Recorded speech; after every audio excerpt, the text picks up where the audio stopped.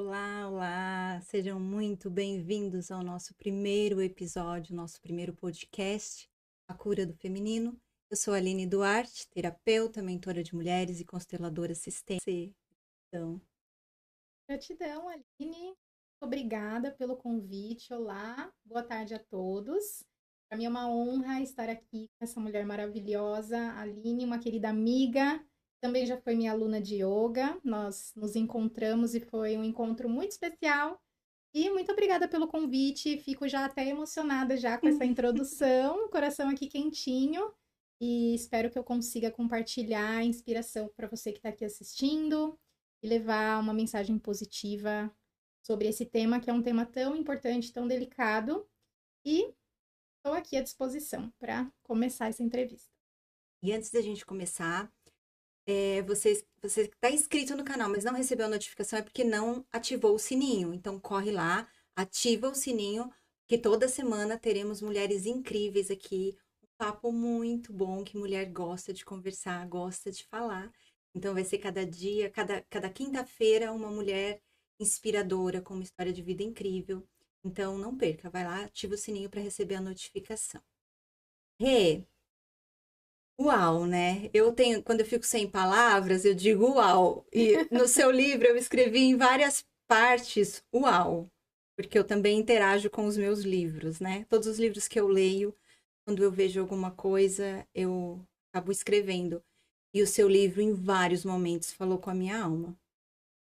Em muitos momentos eu me identifiquei, em muitos momentos eu enxerguei a constelação sistêmica ali na sua vida e fui marcando tudo pra gente conversar, porque uau, incrível sua história.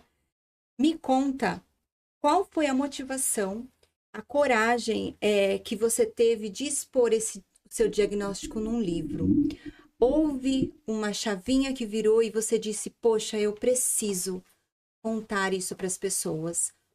Foi autoaceitação, foi conhecimento, foi para tirar mesmo essa máscara e dizer: Eu sou quem eu sou, olha aqui, eu sou a Renata.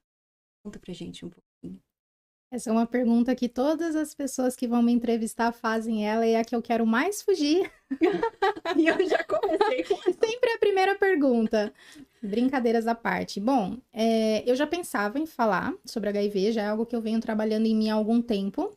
Ainda não me sentia preparada, até mesmo pela questão do julgamento, mas sempre lidei com o HIV de uma forma muito tranquila na minha vida depois que eu entendi quem eu era, depois que eu comecei os processos de autoconhecimento. E já pensava em falar sobre isso. O pivô da escrita, o pivô de falar sobre HIV abertamente para as pessoas e expor isso na internet foi um término de relacionamento. Aconteceu no final do ano passado, quando eu contei para a pessoa e a pessoa acabou, né? Ali começou as nossas brigas, os desentendimentos, e foi o momento que eu pensei, eu falei, poxa, eu não quero mais passar por isso, porque é uma dinâmica que é complicada. Não é simples você falar para alguém que você tem o vírus do HIV em um mundo ainda de muitos preconceitos, onde existe uma falta de informação muito grande, as pessoas não sabem que o HIV hoje em dia não se transmite mais. Então tem aquela visão de que você é um perigo, né, para a sociedade, um perigo para o seu parceiro, quando na verdade não, né? Hoje a medicina evoluiu, quem vive com HIV vive bem, vive com saúde, pode ter filhos, pode ter uma família, pode viver saudável e não transmite mais o vírus. Porém, como teve esse término de relacionamento, foi ali que eu falei, poxa, doeu e eu quero falar sobre isso abertamente para que eu não precise mais passar por isso, para que eu possa olhar para isso de uma forma diferente e atrair pessoas para minha vida que já tenham uma mentalidade expandida em relação a isso, porque é algo que eu preciso lidar. Não tem mais como mudar. Então, eu levo a minha vida de uma forma muito tranquila em relação à minha saúde, mas a questão de relacionamento ainda é um tabu muito grande para quem vive com HIV. Então, chegou um momento que eu entendi que eu precisava falar sobre isso até para inspirar outras mulheres e outras pessoas que vivem com HIV também. Sim. E até por conhecimento mesmo, porque eu vou te confessar, eu nunca tinha me aprofundado nesse tema. Não tinha mesmo. Quando eu li no seu livro a diferença entre HIV e AIDS, eu confesso, eu não sabia. E eu acredito que muita gente não sabe. Então, talvez por isso esse preconceito. Porque antigamente, quando alguém tinha, muito antigamente, quando alguém falava estou com AIDS, era uma sentença de morte, Exatamente. né? Então, a gente não, porque eu não vivi naquele tempo, tenho meus 40 anos, mas não, era muito pequena, né, naquela época. Mas quem viveu e ficava sabendo de alguém que tinha AIDS, poxa, pena, vai morrer, né? E hoje já não é uma realidade. Você é linda, você é saudável, ninguém fala que você tem essa sorologia, né? Olhando para você. Então, isso é muito legal você dizer, poxa, a Renata é inteira, ela tem sim HIV. E eu sou isso, né? Mas explica um pouquinho a diferença para quem, assim como eu, não entendia, também vivia nessa certa ignorância, né? E explica um pouquinho a diferença pra gente, por favor. É muito importante que a gente entenda que existe essa diferença. Realmente é um tabu, muitas pessoas não têm essa informação. Então vamos lá, o HIV é um vírus. HIV é o vírus que pode ser transmitido por vias sexuais, por contato, né, de Uhum, sangue da pessoa que vive com o vírus HIV. AIDS é a doença do não tratamento do vírus. Então, uma pessoa que vive com HIV, ela não é uma pessoa necessariamente doente, ela tem o vírus no organismo dela, só que existe a contagem da imunidade, porque o que, que o vírus causa no organismo da pessoa que vive com HIV? O vírus, ele ataca as células da imunidade. Então, se você não faz o seu tratamento, em algum momento você pode adquirir a doença que a gente chama de AIDS, que é quando o vírus atacou seu sistema imune ao ponto de você chegar num limite em que começa a desenvolver doenças oportunistas, qualquer tipo de infecção, o seu corpo perde a defesa. Então, hoje, com a evolução da medicina, existe o tratamento para quem vive com HIV para não deixar que o HIV ataque as células de imunidade. Então, o vírus fica ali, não existe a cura ainda, mas existe o tratamento. Então, quem se trata não evolui para AIDS, tem uma vida saudável, uma vida normal. Antigamente, os medicamentos, eles causavam muitos efeitos colaterais, hoje a medicação é super tranquila, eu mesmo tenho zero efeitos colaterais, então é super tranquilo de tomar, a minha vida segue saudável. Então não se pode afirmar que uma pessoa que vive com o vírus HIV é uma pessoa doente, a não ser que uhum. ela não se trate e contraia ali, chegue no estágio que a gente chama de AIDS. AIDS é a doença do não tratamento do vírus. É a síndrome da imunodeficiência adquirida, é a sigla SIDA, que é em inglês, se chama síndrome da imunodeficiência adquirida, que é quando o HIV não é tratado. Sim. Infelizmente, o preconceito não só com o diagnóstico do HIV, né? Mas com muitas outras coisas, até porque as pessoas diziam quem tem HIV, quem tem AIDS, né? Porque a pessoa acaba generalizando, são homossexuais, são garotas de programa, né? E como você retrata no livro muito bem, quantas mulheres, mães, né? Mulheres casadas, que às vezes contraem o vírus e não sabe como. E às vezes o parceiro, de repente, né? Saiu um pouquinho da linha e traz para a mulher. E ela, uma mulher que talvez não tenha tido essa oportunidade de conviver, né, ali no. Como eu posso dizer? De dar essa puladinha de cerca. Ela estava ali, mas ela também contrai. E aí, essa mulher também vai ser julgada e vai sofrer preconceitos, né? E ontem, posso já falar? Pode. Ontem Nem a, sei o que é, mas Ontem pode. a Renata postou sobre os haters. Ela tá tão famosa que ela tem até haters. A gente sabe que a gente tá famoso quando a gente tem haters. Eu ainda não tive, mas também não sei se eu quero, não. Porque eu vi os seus e aquilo me causou uma certa revolta. Gente, eu quero dar um recado para quem lê o livro da Renata e vê o título, Como o HIV mudou a minha vida para melhor e o que isso tem a ver com você. Quando ela diz mudou a minha vida para melhor, ela não está dizendo para as pessoas contraírem o vírus para tornar a vida melhor. Isso são pessoas idiotas, né? Pessoas burras e muito pouco esclarecidas que imaginam que você precisa contrair um vírus para você ter uma vida melhor. A partir do momento que a Renata descobriu que ela tinha o diagnóstico, ela transformou a vida dela. Então, a história da Renata é incrível. E quem entra, as pessoas que perdem tempo de entrar no seu Instagram para te mandar mensagens, para te ofender, São pessoas tão infelizes. E ainda digo de novo, pessoas burras, que não se prestam nem ao papel de pesquisar. Quando eu disse para você que eu não tinha conhecimento dessa diferença, eu também não julgava. Porque o que você faz ou o que você deixa de fazer da sua vida não é da minha conta, né? Como você quer levar a sua vida não me diz respeito.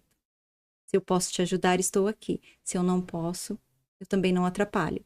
E aí as pessoas entram no Instagram da Renata, mandam mensagens achando que vai mudar a vida dela com esse tipo de comentário. Muda, Rê?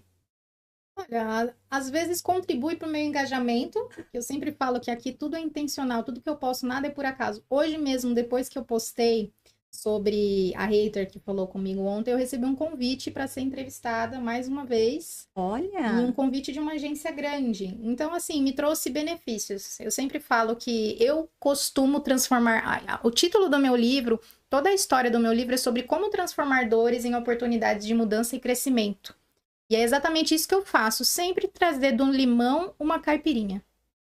Então, é isso. E às vezes eu trago alguns exemplos de haters justamente para trazer reflexão. Eu não me incomodo, não me afeta. Hoje eu sei quem eu sou.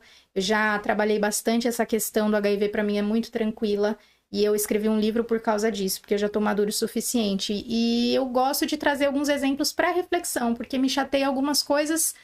Principalmente quando vem de mulheres, a gente tá falando aqui sobre cura do feminino. Exatamente. E é tão triste quando a gente vê uma mulher julgando a outra dessa forma, como foi feito o comentário ontem, né? A mulher falando que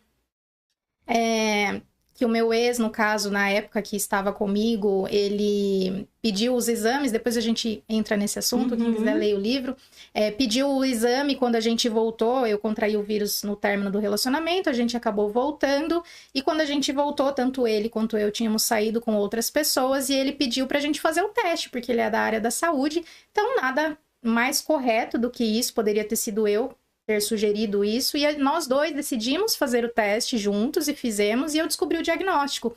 E aí essa pessoa mencionou que ele pediu o exame não porque ele era da área da saúde, mas porque ele era meu ex e ele já me conhecia, né? Dizendo sobre a minha índole, querendo dizer que eu era uma pessoa promíscua.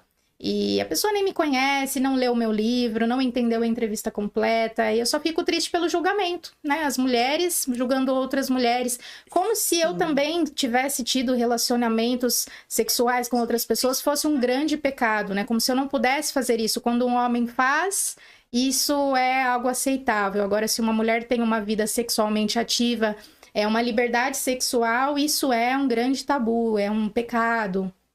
Então, eu já quero trazer alguns exemplos também para desmistificar isso e poder falar um pouco sobre essas questões. Sim, na verdade, as mulheres, é isso que eu gosto muito de trabalhar com mulheres. É tirar todos esses estigmas de que mulher é rival de outra mulher, de que a mulher tá se arrumando para se aparecer para outra, sabe?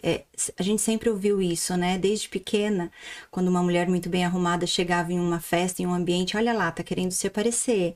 Olha, por que não pendura uma melancia no pescoço? Nossa, essa daí já usava aqueles, né, nomes assim para denegrir a imagem daquela mulher. Que tá brilhando, né? Exatamente. Tá feliz que ela com tá quem ela é. Bem, exatamente. E hoje eu me sinto tão honrada em trabalhar com mulheres e poder sempre dizer como você está linda, como eu já te disse quando você chegou, porque realmente você é linda e hoje você está mais linda ainda. E eu amo elogiar outras mulheres. Uma coisa que há um tempo atrás eu não fazia, porque eu não tinha aprendido assim. Mas é tão bom a gente evoluir e entender que a gente pode mudar os nossos preconceitos, né? O que a gente aprendeu, os nossos pré-julgamentos, e a gente não precisa levar isso adiante. Então, mulheres que acompanham a Renata, continuem criticando ela tá crescendo, ela tá voando. Então, continuem. Eu nem vou, eu ia pedir para parar, mas acho que é melhor não, né? Deixa. Estou aqui à disposição para trazer esclarecimento. O que eu mais quero com o tema do HIV, com o meu livro, é trazer reflexão, quebrar tabus, quebrar estigmas. Até os haters, às vezes, no início ali, pode não gostar, mas se continuar me acompanhando, vai gostar de mim. Se tá te acompanhando é porque é teu fã. Né? Não adianta, porque quem não gosta simplesmente sai dali e não olha mais, né? Quem tá acompanhando Nem que seja para te agredir verbalmente, é porque tá gostando. Vai aprender alguma coisa. Continua Vai. ali que você vai aprender alguma coisa. Com certeza. E eu preciso admitir que vários trechos do seu livro, como eu já disse, para mim foi uau.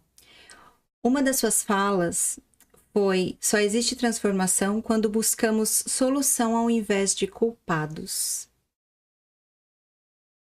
Como foi para você sair desse papel de vítima? Porque se fosse a Renata de antes, com esses haters, com esses julgamentos, a Renata teria entrado na caverna e teria entrado na vítima de novo. E hoje a Renata está uma mulher fortalecida. E como é para você? Como foi para você ter buscado essas soluções, ao invés de buscar culpados? Certo. Bom, eu tive um histórico, um contexto de infância e adolescência mais conturbado, digamos assim, de uma base familiar não muito estabelecida, embora minha família tenha pessoas incríveis que me deram todo o apoio, mas eu tive ali os meus problemas como qualquer pessoa tem ali os seus problemas familiares. Pais divorciados, aconteceu ali uma questão de abuso aos 10 anos de idade, foi algo que eu demorei muitos anos para entender, para me curar, para assimilar. E por muitos anos eu culpei alguns familiares que eram os meus responsáveis pelos meus problemas, pelas coisas que eu não tinha conseguido entender. E quando eu comecei, né, após o diagnóstico, aí eu tive essa infância conturbada, uma adolescência rebelde, até chegar no estágio onde eu me encontrei e tive o diagnóstico. E eu sempre falo que a dor é pedagógica. Sim. Né? Ela traz aprendizados. E claro que eu tive um momento de dor ali, de luto, quando eu recebi o meu diagnóstico. Mas com o diagnóstico veio o processo de autoconhecimento, de buscar os porquês, de olhar para trás e entender por quê. Como eu cheguei aqui? Porque a gente se questiona muito. Quando a gente chega no fundo do poço, é a nossa oportunidade de olhar para nós e pensar, poxa, por quê? Qual é o sentido de tudo isso? O que eu tô fazendo aqui nessa vida? Por que eu dei errado? Porque é uma sensação de ter dado errado, né? É uma sensação de culpa. A primeira coisa que vem é o sentimento de culpa e de arrependimento. Então eu comecei a olhar para mim, buscar esse autoconhecimento e algumas situações me levaram a cair de paraquedas na prática de yoga. E aí comecei a estudar sobre meditação, comecei a me conectar com a espiritualidade. E aí foi uma avalanche de ferramentas que me levaram a essa compreensão, de entender, de estudos mesmo, de autoconhecimento, de olhar interno. E principalmente dentro da formação em yoga, eu me formei em yoga depois que eu comecei a praticar como aluna. E esses conhecimentos me fizeram entender que por mais que as pessoas ao nosso redor tenham responsabilidade sobre aquilo que me aconteceu, né, determinadas coisas que poderiam ter sido feitas diferentes, às vezes o pai e mãe na criação, independentemente de qualquer pessoa que tenha te ferido, até mesmo uma pessoa que contraiu o vírus, né, de quem eu contraí, desde o primeiro momento eu entendi que ser vítima não iria me ajudar em nada. Então eu fui buscar a solução, tentando compreender quem eram essas pessoas e qual era o meu papel. Ok, a pessoa pode até ter uma parcela de responsabilidade no que aconteceu com você. Mas a única coisa que a gente pode controlar é a forma como a gente reage sobre isso. Foi isso que eu aprendi na meditação. A gente não tem controle sobre o externo. Nós temos controle sobre o interno, a forma como eu me sinto e como eu reajo ao acontecimento externo, aquilo que aconteceu comigo. Então, foi aí que eu comecei a entender que vítimas não encontram soluções. Se eu ficar no papel da vítima, porque quando nós nos tornamos vítima e assumimos esse papel, a gente tira o nosso poder de ação. Porque se a responsabilidade é do outro, eu não tenho poder de ação sobre, eu não consigo mudar isso. O outro é culpado. Uhum. Agora, se eu tomo pra mim a dor e falo, tá, beleza, isso aconteceu comigo, agora o que eu posso fazer para mudar essa realidade? Aí eu começo a pensar na solução. Então, é claro, às vezes vai ter uma mágoa, vai ter uma dor, talvez até a pessoa tenha uma responsabilidade sobre isso, mas vai adiantar eu ficar remoendo isso? O que eu posso fazer para ser inteligente e prática aqui e agora? Me transformar, mudar a forma como eu me sinto em relação a isso e focar naquilo que importa, que é o desenvolvimento da autoestima, do amor próprio e praticar de hábitos saudáveis, que foi aí que eu comecei a minha transformação por completo. Acredito que seja isso. Uau! Recalculou a sua rota, né? Exatamente. Costumo dizer que a gente às vezes está com o GPS e perde aquela entrada, e aí continua, perde outra entrada, continua, e vai recalculando a rota. Até que a gente toma consciência de que realmente a gente precisa fazer esse recalcular esse GPS interno, né? E dizer, poxa, para onde eu tô indo? Aonde eu quero chegar, né? E não aonde as pessoas querem que eu vá. Uma diferença muito grande, né? Enquanto a gente está olhando para o que os outros esperam de nós, a gente ainda também está na vítima, né? Porque eu ainda estou tentando ter a validação e a aprovação dos outros. Provar algo para alguém. Sim. Eu acho que essa é a maior dificuldade do ser humano. É se libertar do que o outro acha, do que o outro espera de mim, né? E é tão libertador, eu costumo dizer, né? Que é tão libertador quando eu entendo que o outro não me deve nada, porque assim eu também não devo nada para o outro. Então eu posso fazer o que eu quero, eu posso ser quem eu quiser. Isso é tão maravilhoso. E é incrível quando a gente entende de verdade, né? Porque às vezes a gente fala, mas não está internalizado. Quando a gente entende realmente e passa a viver isso, de dizer, não preciso agradar o outro. Eu sou assim, eu vou aonde eu me sinto bem, eu vou estar com quem eu quero. E tá tudo bem. E honrar também a sua totalidade. Sombras e luz. Luz e sombras, nós somos uma dualidade. Sim. Né? Então, reconhecer essas sombras, reconhecer esses aspectos não tão bonitos de nós mesmas e aceitar isso por inteiro, por completo. Sim. Isso é maravilhoso, porque a gente consegue colocar luz nessa escuridão e transformar. Quando a gente não aceita, a gente joga para baixo do tapete, a gente se ilude. E aí Sim. que acontecem as consequências negativas. E foi exatamente o que você fez. Pegou a sua sombra e falou, tá aqui. Essa é a Renata. Sombra, essa é a Renata Luz, né? E estou aqui. Quem quiser goste de mim assim, quem não quiser, que é mais ou menos o que você disse no livro, né? Não nessas frases, mas foi exatamente o que você disse. Sou assim, me aceitem quem quiser, quem der conta. Exatamente. Né? E falando desse despertar de consciência, que você já falou um pouquinho, sobre os julgamentos dos relacionamentos amorosos do seu sistema familiar. E aí, como eu te disse, eu identifiquei várias repetições de padrões, né?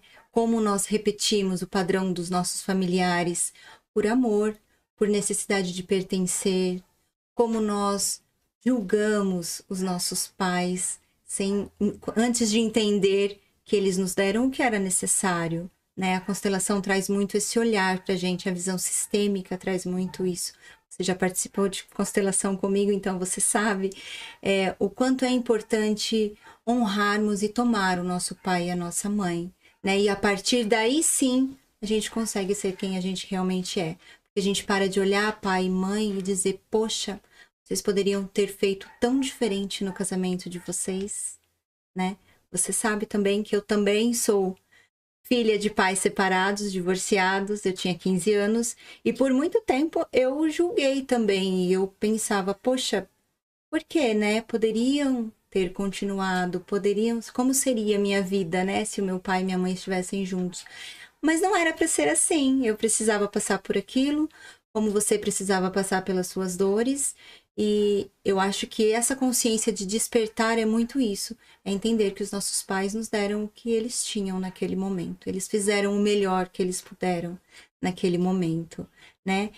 E aí, você percebeu inconscientemente que você estava buscando esse mesmo padrão. No seu livro, eu não vou dar muitos detalhes, porque vocês precisam comprar o livro da Renata, porque é incrível, vocês vão amar. Eu vou deixar vocês só com algumas partes para vocês ficarem curiosos. Algumas partes do seu livro, você fala dos seus relacionamentos, inclusive do seu primeiro relacionamento que você desistiu no dia do casamento ou nas vésperas do casamento. Foi isso mesmo? Foi. Eu desisti próxima do casamento. Faltava alguns meses, eu já tinha até marcado a data na igreja, a casa estava quase pronta, já estava tudo certo. Descobri uma traição e terminei o relacionamento.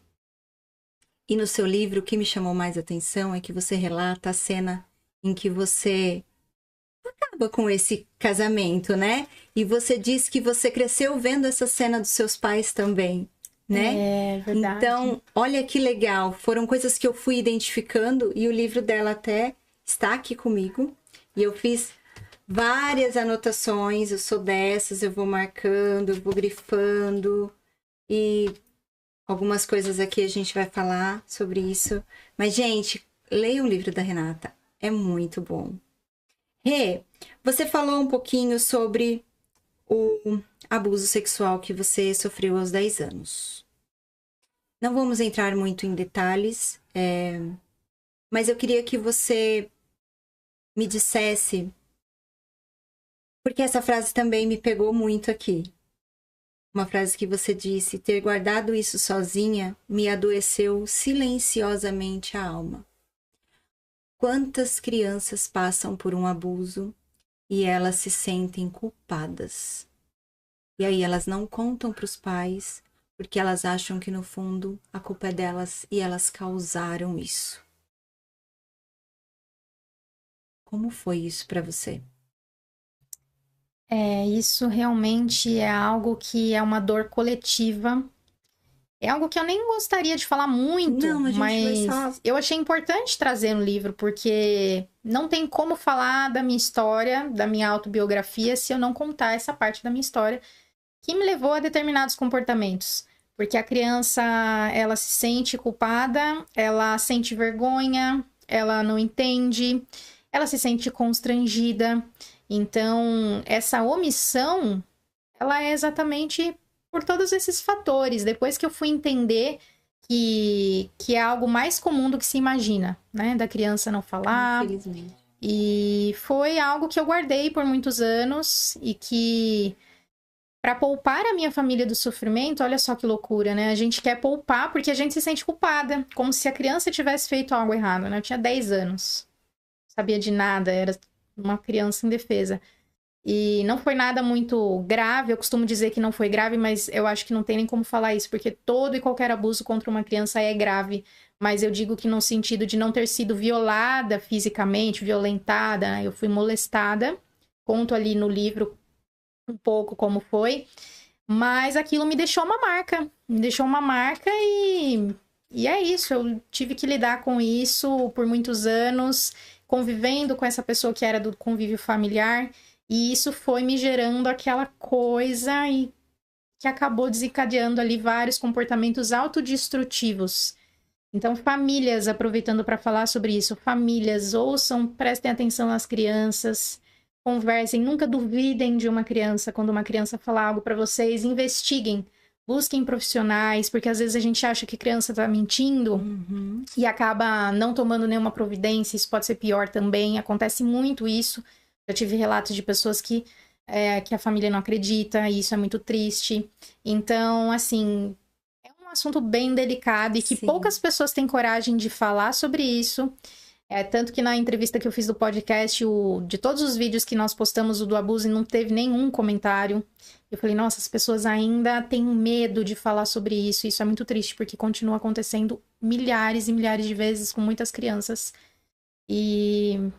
E é isso, foi algo bem doloroso que me levou a um caminho de autodestruição. Como uma autodestruição? De fuga mesmo, de ter aquela pessoa ali no meu convívio familiar, não querer expor, mas também não querer estar perto. Então, com isso, eu queria fugir, queria estar aos finais de semana longe da minha família. Comecei a namorar cedo, com homens mais velhos do que eu. Já justamente para ter esse instinto de proteção de um outro lado, que daí envolve outros fatores também, que estão falados ali no livro, e que acabaram fazendo com que eu fosse uma adolescente mais rebelde, tivesse tomado caminhos que não foram tão legais nesse período aí de adolescência, decorrentes disso, de um trauma não tratado que poderia ter sido feito totalmente diferente. E tem coisas que eu não trouxe no livro também, que são coisas que eu estou guardando para preservar pessoas que eu amo e admiro, né? Talvez fique um pouco confuso, aqui eu até escrevi isso no livro, talvez fique um pouco confuso para algumas pessoas, porque tem coisas que eu, por opção, não estou revelando para poupar pessoas que eu amo e admiro. Tem algumas que não merecem, mas algumas que merecem, e é por isso que eu evito falar sobre algumas coisas. Sim. Gente, mas é muito importante. Se a criança não gosta de um parente, se a criança não gosta de um amigo do pai ou da mãe, não é à toa. A criança, na inocência dela, ela revela muita coisa pra gente. Então, por vezes, né, a Renata, com as atitudes que ela teve, essa autodestruição que ela diz, ela estava querendo, gritando, gente, olha aqui, me enxerga, aconteceu alguma coisa. Mas ninguém conseguiu enxergar. Então, quanto é importante a gente olhar para as crianças, olhar para os adolescentes e ter essa conversa e dizer, aconteceu alguma coisa? Por que você não gosta de alguém? Por que você não quer estar perto, como você diz no seu livro, que você se afastava? Por que não quer?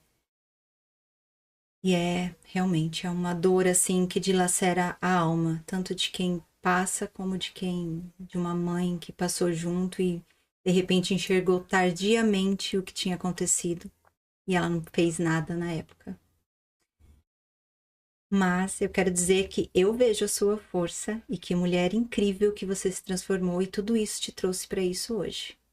É importante falar para não entrar também no vitimismo. Eu sei que é algo muito triste, é muito delicado, dói. E se você que está ouvindo passa ou já passou por um abuso, eu sinto a sua dor, me solidarizo com você, mas você pode ser a protagonista da sua história. Não deixe com que isso bloqueie seus relacionamentos, sua vida sexual, não bloqueie a sua criatividade, o seu entusiasmo, a sua vontade de viver.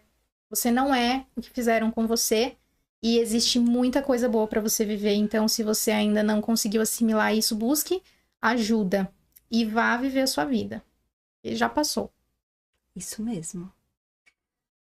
Vou entrar em um outro assunto aqui, polêmico também. Ai, meu Deus, socorro. Um assunto que eu gosto muito e você descreveu o mesmo pensamento que eu tenho.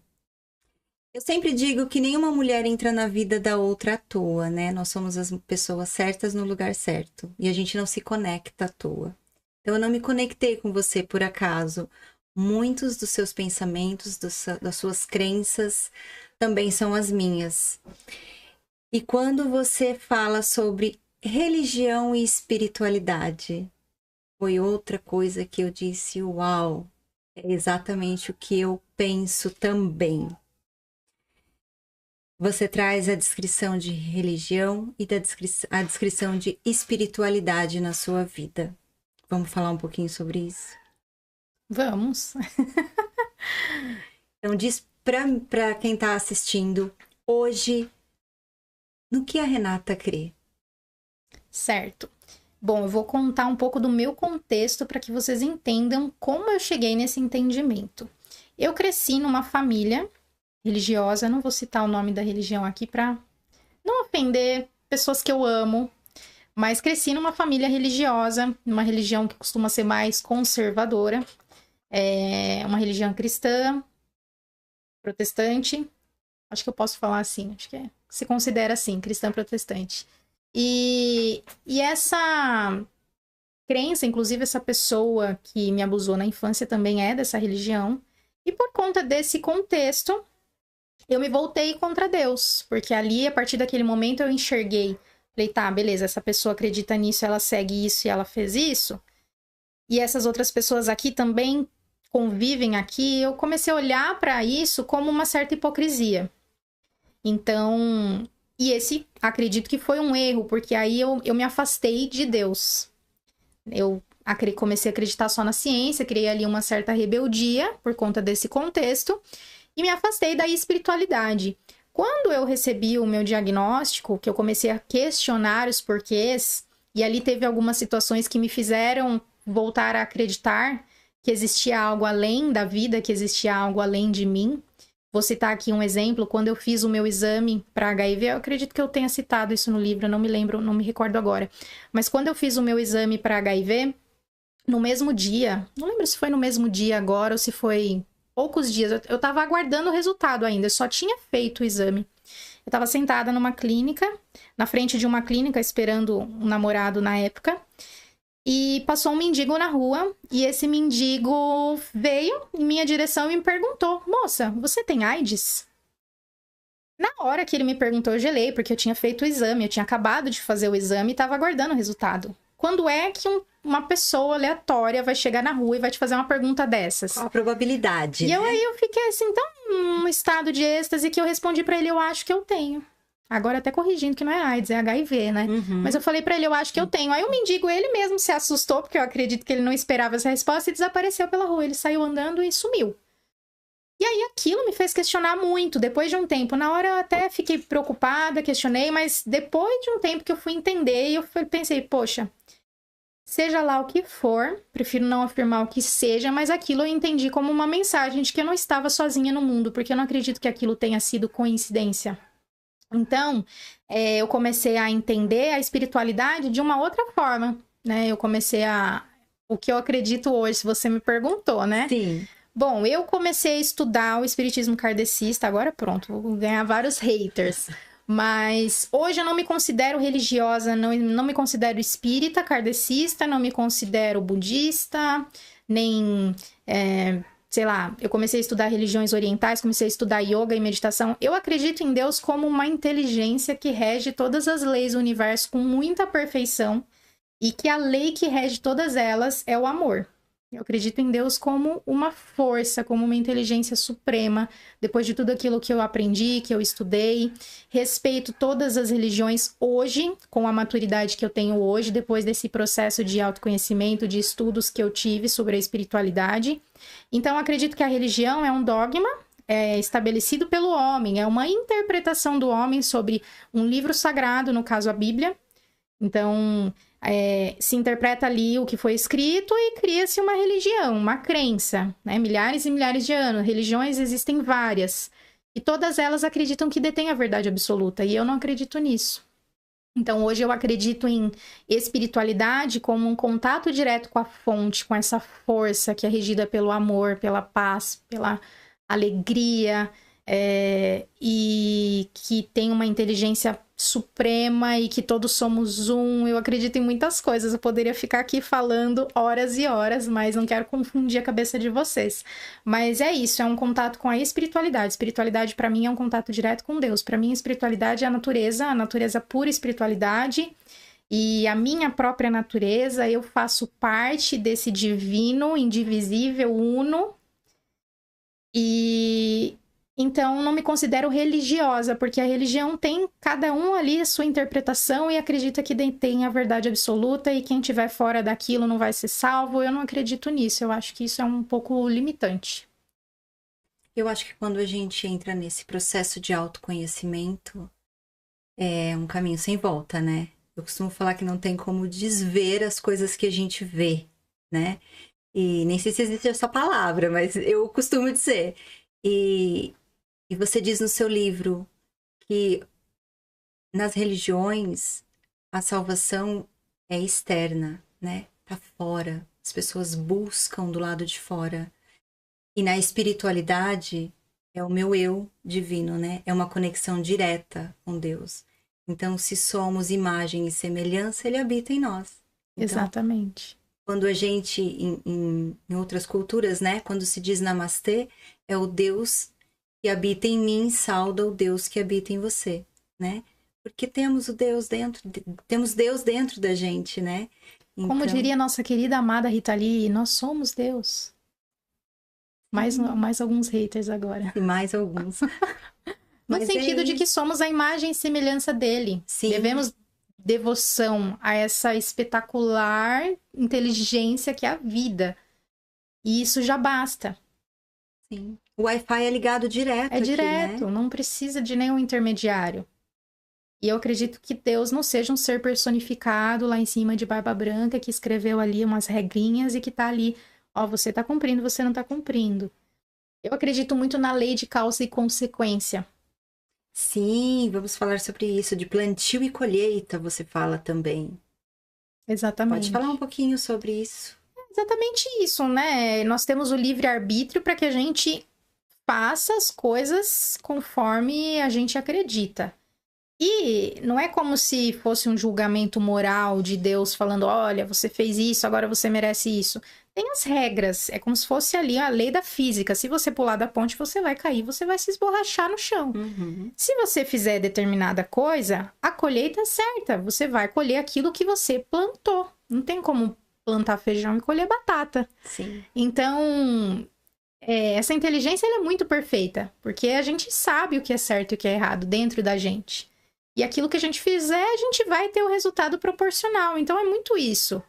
Eu acredito que não seja uma questão moral. Existe a sombra para que a gente saiba o que é a luz. É um contraste.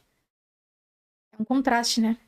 Sim. Então, a gente precisa saber o que é ruim. Ah, beleza, eu caí aqui. Ah, isso aqui não é legal, então não vou fazer. Então, eu vou fazer isso aqui que é mais legal, porque isso aqui vai me trazer um resultado bom. Eu acredito que seja mais simples do que complexar tanto.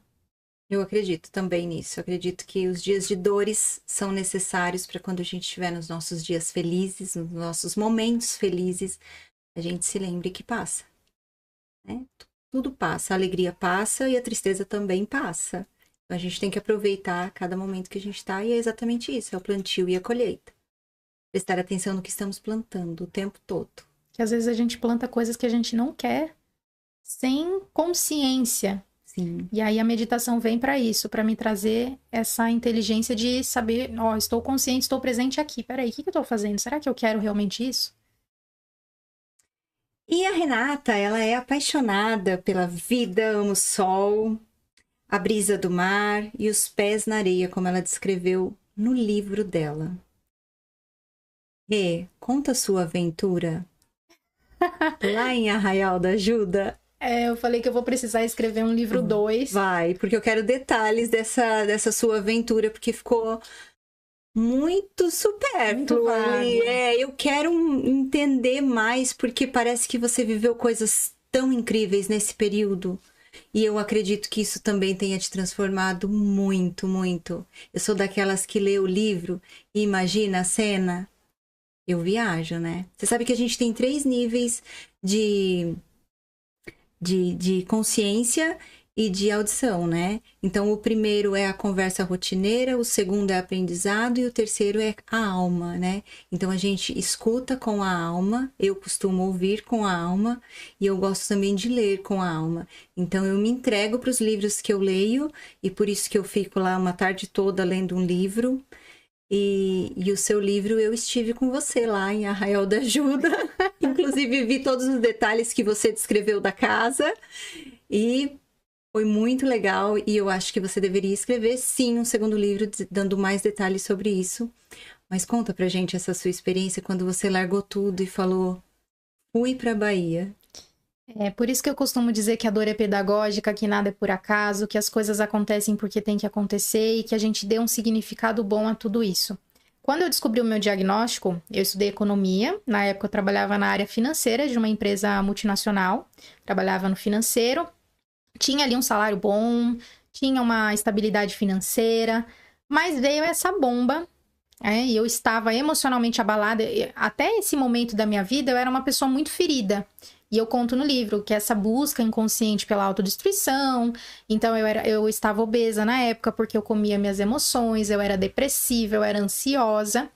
E aí, eu me deparo com esse diagnóstico, fundo do poço. E o fundo do poço, ele é espetacular, porque ele tem um trampolim. Sim. E aí, quando eu me deparo no fundo do poço, que eu começo a questionar os porquês, que eu paro para olhar para mim, eu quebrei o pé, aí eu passei 3 meses sem andar, então eu tive um momento de recuperação ali, eu quebrei o pé logo depois do diagnóstico, então eu tive um tempo para pensar no que eu estava fazendo da minha vida.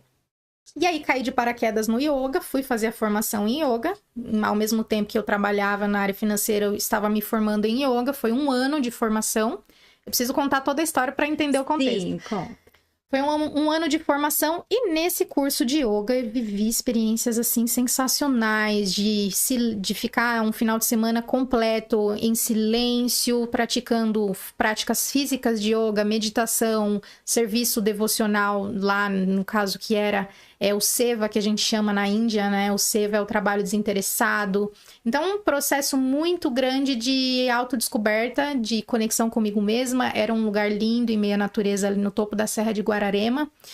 que eu me formei, então a gente ficava nessa imersão durante 12 meses. Uma vez por mês eu tinha essa imersão. E ali eu já comecei a visualizar coisas que eu queria para minha vida. Eu falei, nossa, isso aqui é incrível. Essa experiência que esses professores proporcionam para os alunos é sensacional. Que experiência rica, que coisa mágica de você realmente começar a pensar na vida como não só um fruto do crescer, trabalhar, envelhecer, morrer. Você começa a se questionar sobre o que você está fazendo aqui na Terra, qual que é o seu propósito? E aí foi muito mágico. E ali eu comecei a entender que eu não fazia mais sentido trabalhar na área financeira. Eu queria ter mais tempo para estar mais próxima da natureza, cuidar da minha saúde, ter uma rotina mais saudável, mais equilibrada. E aí, estar dentro de um escritório ali no ar-condicionado, para mim não fazia mais sentido. Eu queria poder viajar mais, conhecer novas coisas. E resolvi pedir demissão do trabalho. Na época, eu conheci um rapaz que também estava na mesma vibe, ele era bancário. A gente teve um relacionamento lindo, foi um amor incrível. Eu amo ele de coração, hoje nós somos amigos. E nós decidimos pedir demissão do trabalho, os dois, e fomos viver a nossa aventura. Foi ali no ano de 2019. Finalzinho de 2019. Então, eu pedi demissão, fui fazer um mochilão pelo Brasil. Então, pegamos todas as nossas economias, todas as nossas reservas financeiras e fomos fazer voluntariado em Ilhabela. Morei 2 meses em Ilhabela, até chegar em Arraial da Ajuda, que é o que você me perguntou, né? Viajei esses 6 meses fazendo voluntariado em fazendas orgânicas. Então, eu saí da área financeira para colher batatas doces. Uau! A gente acordava cedinho, cumpria ali o nosso papel. Eu viajei com custo muito baixo. A gente ficou em hostel, fazia voluntariado pelo aquele aplicativo Worldpackers, que era um sonho de adolescência fazer voluntariado, fazer intercâmbio. Eu sempre sonhei em viajar ao mundo.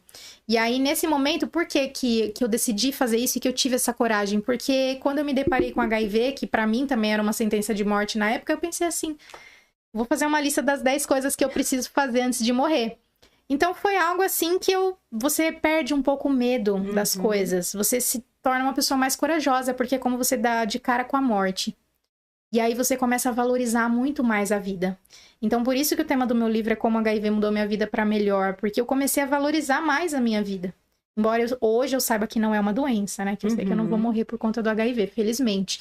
Mas naquela época, sim. Então, tive esse impulso. E aí, foram coisas, assim, muito legais. Uma das experiências da viagem foi que eu conto no livro, foi a Serra.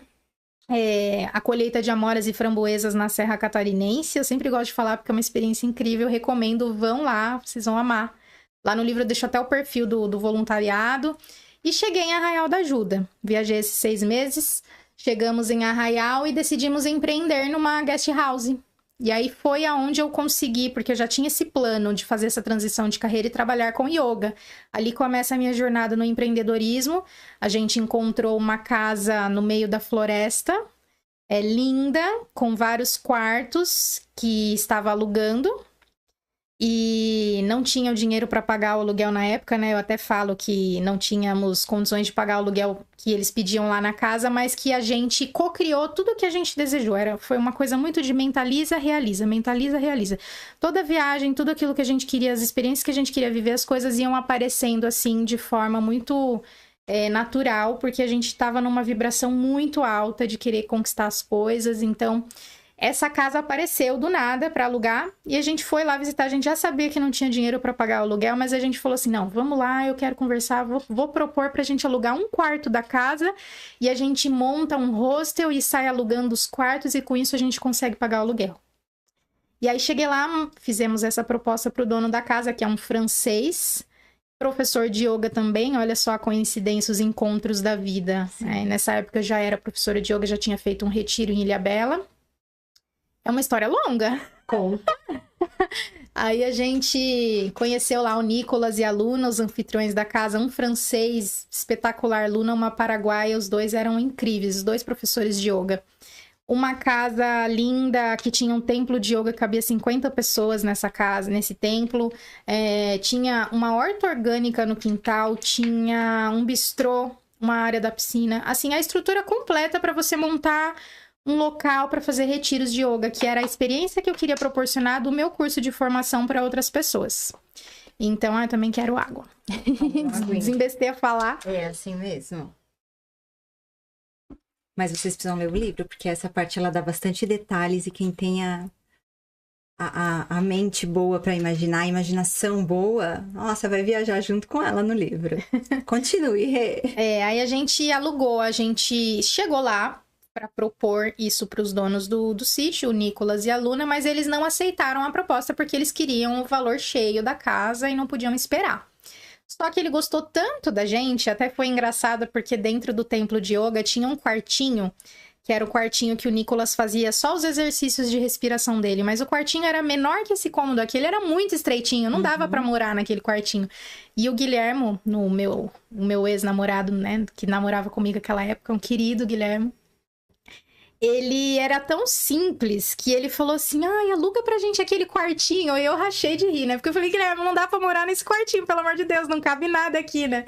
E aí o Nicolas, ele se sensibilizou tanto, gostou tanto dele, desse jeito simples dele, que falou, olha, vamos fazer o seguinte, eu não tenho como alugar pra vocês a casa grande, mas eu tenho uma outra casa aqui no quintal que precisa de uma pequena reforma. Se vocês toparem fazer a reforma da casa, eu alugo pra vocês com um desconto e tal.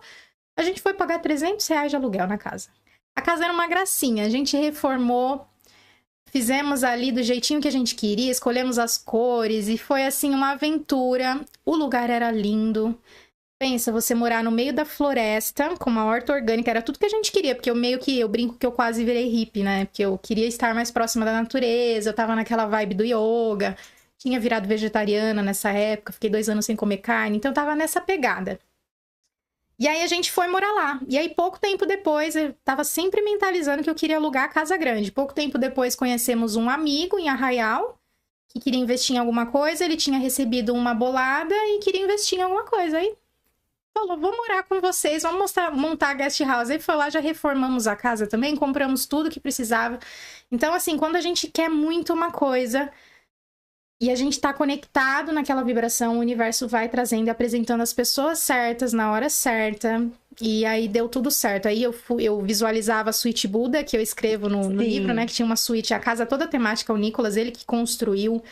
E, assim, muito legal a casa, super diferente a construção. E eu queria a suíte Buda, que era linda, e aí no final deu certo. E eu fui morar na suíte Buda, a gente viveu por 2 anos nesse projeto. 2 anos morando lá e fazendo altas vivências, recebendo as pessoas na nossa casa para hospedagem, com yoga, com alimentação saudável, a gente fazia vivência com os índios, tinha os pataxós, que são muito lá da região de Arraial, de Porto Seguro, então a gente trazia os índios no quintal da nossa casa. Olha só, né, que transição, eu de economia trabalhando na área financeira, de repente eu tô lá em Arraial da Ajuda, no sul da Bahia, fazendo vivências de yoga com índios no quintal da minha casa, para vocês terem ideia do tamanho da transformação. E foi, assim, muito divertido.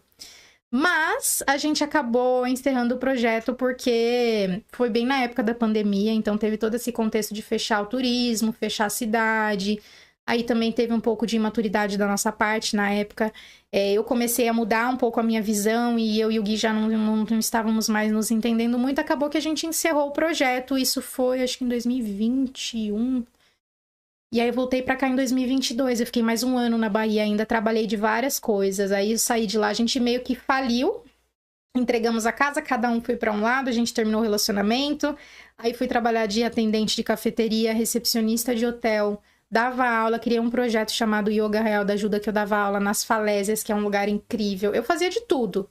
Trabalhei em vários empregos, até o momento que eu falei, vou voltar para São Paulo que eu preciso fazer dinheiro. Não dá mais para brincar aqui, porque eu tentei fazer dar certo, o meu negócio não deu certo, e aí trabalhar para os outros, o custo de vida em Porto Seguro é muito alto, e eu queria mais, eu tinha mais ambição de missão de vida e ambição financeira também. Por isso que eu falei, eu vou voltar para São Paulo, vou reorganizar as minhas finanças e depois eu parto para o próximo destino. É o que eu tô fazendo agora. Aí caí de paraquedas também na influência digital. Hoje é uma outra coisa que eu tenho vivido. Mas essa experiência de Arraial foi uma das mais incríveis da minha vida.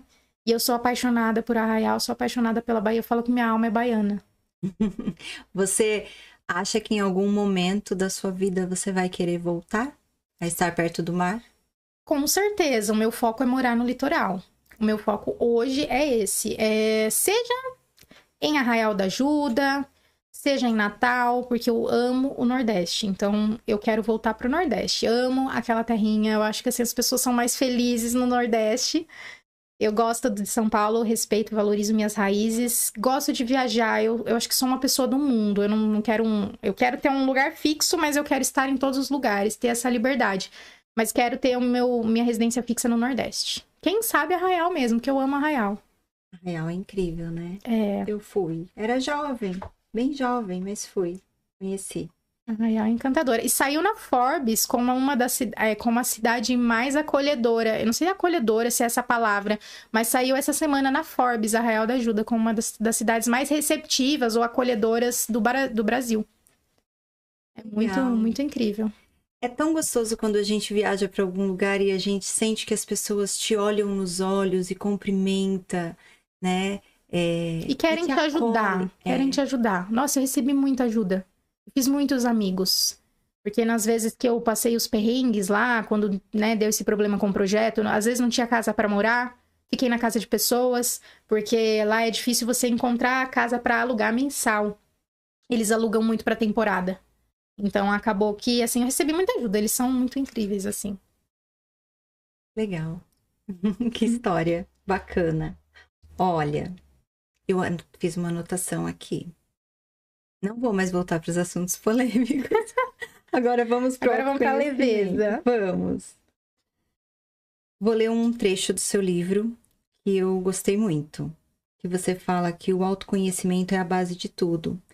Se você não sabe quem você é e de onde veio e quais são os seus desejos genuínos e para onde você quer ir, você viverá a sua vida andando em círculos, sem concluir nada ou chegar a lugar algum. O que hoje a Renata quer? Para onde a Renata está indo? Linda. Fazendo ótimas perguntas. Olha, eu sei isso tudo muito lindo, tudo no ponto do lápis. Porque quando eu aprendi que a gente cria a nossa realidade o tempo todo, quer a gente queira ou não, você pode não acreditar nisso, ainda assim você está criando. Tudo aquilo que você pensa, você sente e você materializa em algum momento no tempo, traz ali para o seu físico. Então, desde que eu aprendi isso, eu aprendi a desenhar mesmo as coisas que eu quero, a anotar. Eu tenho ali o meu quadro dos sonhos na lousa. E eu tenho ali exatamente um esboço da minha vida perfeita, da minha vida ideal. Hoje, eu tenho vários sonhos, né? Desde onde eu quero morar, que no caso é o Nordeste, ou algum outro lugar fora do Brasil. Quero muito viajar ao mundo. Eu tenho ali que eu tenho uma meta de 30 países. De pelo menos 30 países que eu quero conhecer. Quero morar no litoral, em frente à praia. Conquistas financeiras, né, de abundância, de prosperidade. Eu vivi uma fase da minha vida que eu achei que o dinheiro não era importante. Quando eu me deparei com o diagnóstico, que eu vivi essa experiência do yoga, que eu fui viajar e que eu fui para Arraial, eu estava muito naquele pensamento de que eu queria estar mais próxima da natureza, que eu queria valorizar a vida, mas eu ainda não tinha entendido que tudo isso, que a prosperidade também é uma consequência dessa felicidade, dessa conexão divina, e que tudo me está disponível, né? O dinheiro não é um inimigo, ser rico não é ser uma pessoa má. Então eu fui ali desmistificar essa crença da prosperidade. Então hoje eu quero sim ter muita abundância financeira e prosperidade para que eu consiga estar em vários lugares, poder também proporcionar uma vida melhor para minha família, para mim, para viver experiências enriquecedoras e para criar projetos que sejam incríveis também, porque para que a gente possa impactar o meio, a gente precisa de dinheiro. E eu fui entender isso quando eu falei o meu projeto, porque ali a gente estava impactando a vida de outras pessoas, proporcionando experiências incríveis, transformando vidas. E quando eu me vi na falta do dinheiro, eu falei assim, cara, o dinheiro ele traz coisas boas, porque esse projeto aqui é bom. E por conta da falta do dinheiro, eu não posso mais exercer essa atividade. Então, hoje eu tenho esse foco de crescer financeiramente para que eu possa voltar a desenvolver esse trabalho, que é um trabalho que eu venho fazendo já de autoestima e mentalidade para mulheres. Então, hoje eu quero criar essa comunidade. E agora, falando sobre HIV também, ajudar e inspirar outras mulheres vivendo com HIV, porque pouquíssimas mulheres têm coragem de falar sobre isso. Eu vejo que existem alguns influenciadores, poucos influenciadores que falam sobre HIV, que são do público LGBTQIAPN+, e pouquíssimas mulheres, ou até homens heterossexuais. Homens, então, é raríssimo. Tem poucos também. Então, é uma coisa que eu quero falar também, quero trazer uma ajuda para essa comunidade, quero liderar uma comunidade de mulheres, para incentivar tanto sobre o HIV como mentalidade e autoestima no geral, a lidarem melhor com o diagnóstico mentalmente e emocionalmente, isso de realização pessoal. Quero casar, quero formar uma família. É uma coisa também que eu desconstruí, eu desenraizei essa crença de que... Porque eu sempre tive uma visão negativa sobre o casamento por conta do meu contexto familiar, né? Da minha história. Então, hoje eu já enxergo de uma outra forma. Eu acredito no poder da família. Quero sim conhecer uma pessoa. Tenho essa maturidade para afirmar que eu quero, porque a gente tem medo, né? De falar as coisas que a gente quer. Ai, parece que é carência você querer se casar com alguém. Não, mas eu quero. E por saber que eu quero, eu sei que eu vou atrair a pessoa certa. Que vai ter ali a mentalidade correta, que esteja alinhado com o meu propósito, que queira crescer, que queira evoluir, que queira viajar o mundo também. E é isso, eu quero viver ali essa vida. Quero ter uma família, quero deixar um legado para o mundo, contribuir com tudo aquilo que eu aprendi, esse desenvolvimento, essa força, esse incentivo a outras mulheres, para que elas desenvolvam ali a sua coragem, a sua autenticidade. É algo que eu amo fazer, né? Exercer tanto a questão do yoga quanto da meditação, ter tempo de qualidade para viver a vida, também curtir a natureza, eu amo a natureza, e colocar esses projetos em prática. Agora, o foco é a plataforma digital, que eu quero lançar esse ano, de mentalidade e autoestima, contando tudo, compartilhando tudo aquilo que eu aprendi nessa jornada de 8 anos vivendo com HIV, para mulheres que vivem com HIV, ela é específica para mulheres que vivem com HIV, e num segundo momento, ou até mesmo numa mentoria individual, para qualquer mulher que queira aprender aquilo que eu tenho para compartilhar, que são muitas coisas.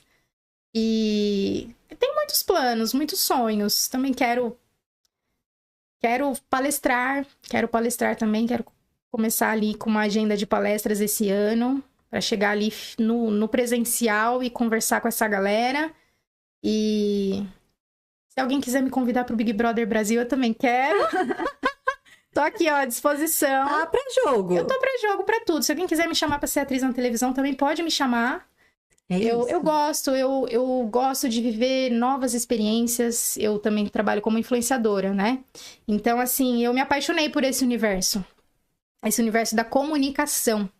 Gosto de apresentar, gosto de atuar, gosto de fazer marketing. Eu gosto um pouco de tudo. Tudo que tem a ver com comunicação, encantar pessoas, levar inspiração para outras pessoas, levar entretenimento.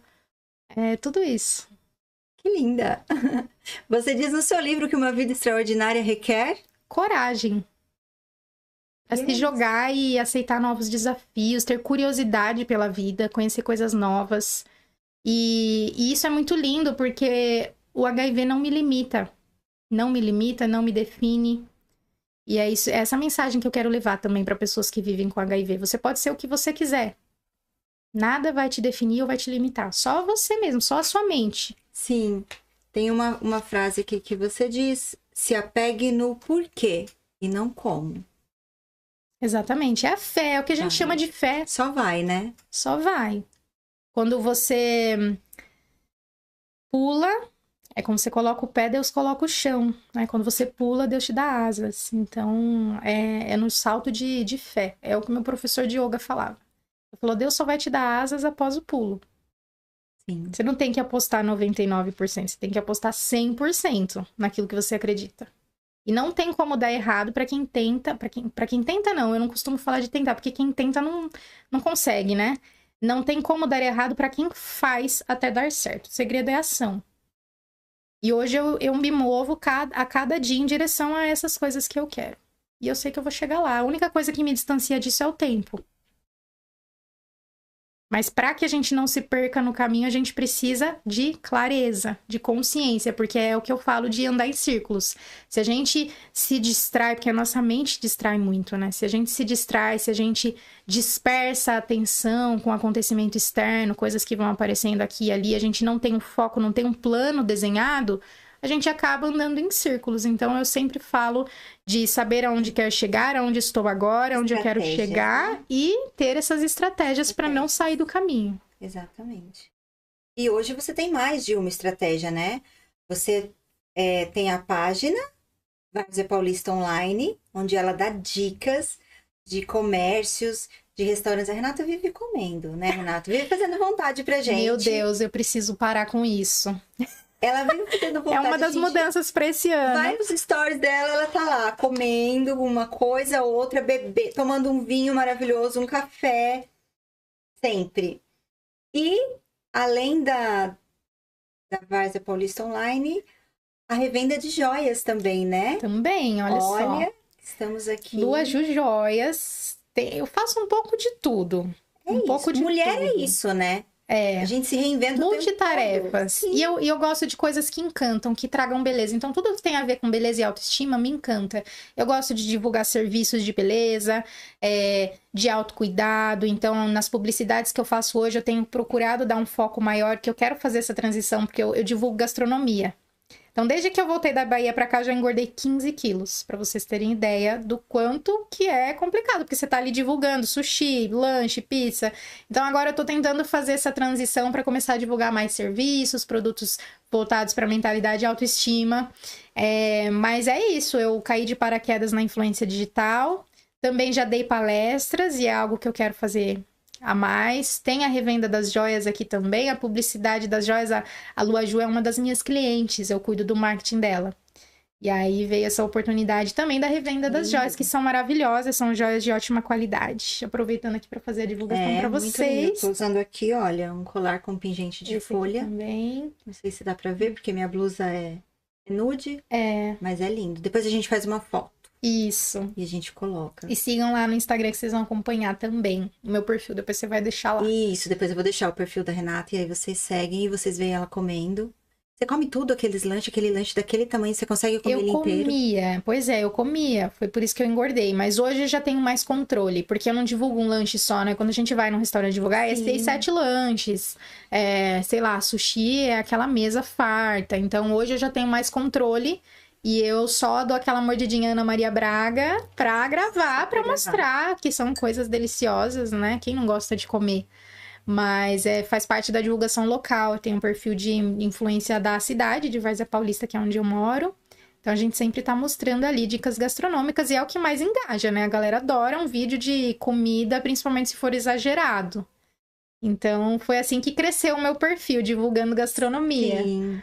Mas não só gastronomia, né? Se alguém tiver um comércio e quiser que a Renata faça as divulgações, Renata é uma atriz do sofá. Inclusive, eu comprei um sofá porque eu vi você fazendo a divulgação da loja. Que maravilhosa. E aí, quando meu marido foi comprar, eu falei, pede o desconto que a Renata falou que tem o desconto. E ele pediu e a moça deu. Que então, legal. olha... Sofá Jundiaí, gente. Outra propaganda aqui que ela é uma queridíssima. Toda semana eu tô lá gravando os sofás. Inclusive, eu fico famosa porque ela patrocina muito, ela investe muito no tráfego. Sempre chega seguidores novos porque viu a propaganda do sofá. Que legal. E eu gosto de estar transitando, assim, por esses universos. E você tem muita criatividade, né? Não é só ir lá e filmar. Você cria um cenário, No carnaval você criou, no final do ano você se vestiu de Mamãe Noel, né? Então ela realmente entra no personagem. Renata realmente é a Globo, Record. Podem me contratar. SBT, Renata está aqui à disposição. Rê, todas as vezes que eu faço um encontro com mulheres, eu sempre digo para elas que elas levam um pouquinho de mim e deixam um pouquinho delas comigo. Então hoje eu fico com um pouquinho mais de Renata. Estamos chegando ao final do nosso podcast e eu gostaria que você me dissesse uma palavra que resume tudo que você viveu desde que você decidiu escrever um livro. Coragem. Coragem é o meu mantra. Eu nunca vou ter dúvida sobre essa palavra. Essa palavra eu sorteei ela no último dia de formação em yoga, que eu deveria carregar ela pro resto da minha vida. E eu acredito que a minha vida se resume a essa palavra.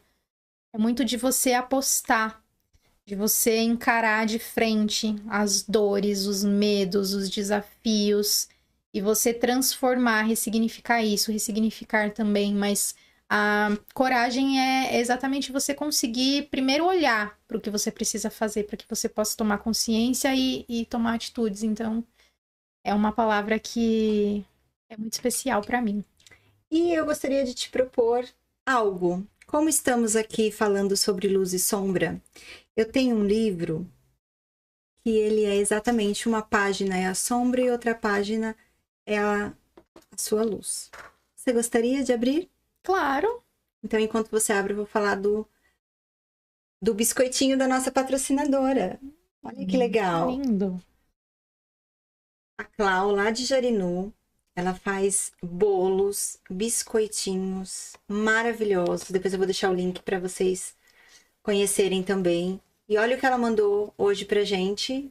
Depois que finalizar, eu e o Renato vamos tomar um cafezinho, né, Rê? Vou deixar o meu aqui. Que delícia! Eu quero. E aí nós vamos tomar um cafezinho. Eu vou deixar para vocês verem depois a página dela para vocês seguirem e fazer as encomendas de vocês, que é uma delícia. Eu já amei. Abriu? Abri. E aí, conta pra gente qual foi sua mensagem. Bom, já amei porque faz muito sentido com o que eu já venho fazendo. Eu vou falar da luz primeiro, né? Deixa a sombra para depois. Sim. Haja como se isso já tivesse acontecido. Eu sempre falo que isso funciona. Eu já ajo como se eu fosse aquela mulher que eu vislumbro ser. Eu já ajo como se eu morasse, como se eu tivesse a conta bancária da pessoa que eu quero ser no futuro. Saio gastando tudo, brincadeira. Sim. Mas assim, pequenas atitudes diárias de você se empoderar mesmo daquilo que você acredita que é aquilo que eu acabei de falar. Eu sei que eu já sou, eu já conquistei tudo isso. A única coisa que me separa disso é o tempo. Então é exatamente isso. Haja como se isso já tivesse acontecido. Muito legal. Muito legal. E a sua sombra? Minha sombra, conte até 10 e pergunte de novo. Porque às vezes eu fico confusa. Às vezes eu sempre preciso voltar, é aquilo que eu falo da clareza. Eu sempre preciso voltar para o meu centro e falar assim, peraí, por que eu tô fazendo isso? Isso tá me levando para onde eu quero ir? É essas perguntas, esses questionamentos, para que eu não esqueça do porquê que eu tô aqui. Da onde eu quero chegar. Legal. Lindo. E é exatamente isso. Não, eu fiquei pensando o que você falou, né? Da gente já viver uma vida como se nós já tivéssemos, né? Em casa, às vezes, eu vou tomar uma água, eu vou tomar um suco. E eu não aceito que peguem um copo americano. Os meus filhos até falam, mãe, toma esse copo. Não, eu quero um copo bonito, eu mereço. Eu comprei um copo bonito, eu gosto de sentar na mesa, eu gosto de arrumar, eu gosto de tomar água num copo bonito, eu gosto de tomar um café da manhã com a mesa bonita. Não me importa se eu tô sozinha e se eu tô ali tomando só um café com bolacha. Mas eu gosto. E aí ali eu tenho a minha cocriação do que eu quero pra minha vida. É o merecimento, né? É você mostrar que você é merecedora do belo, do abundante, do próspero. Exatamente. E eu faço isso também. Eu trago doses diárias de abundância pra minha vida. Sim, tem uma frase que tá sempre rolando aí pelo Instagram, que você percebe que você falhou na vida quando as suas louças, né, os seus copos, os seus pratos mais chiques são só para as visitas.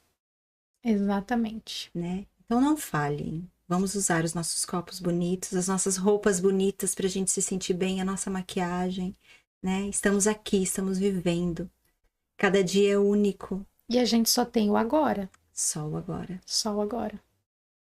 E agora, eu fico muito feliz e quero te agradecer muito esse agora que tivemos, que para mim foi muito importante.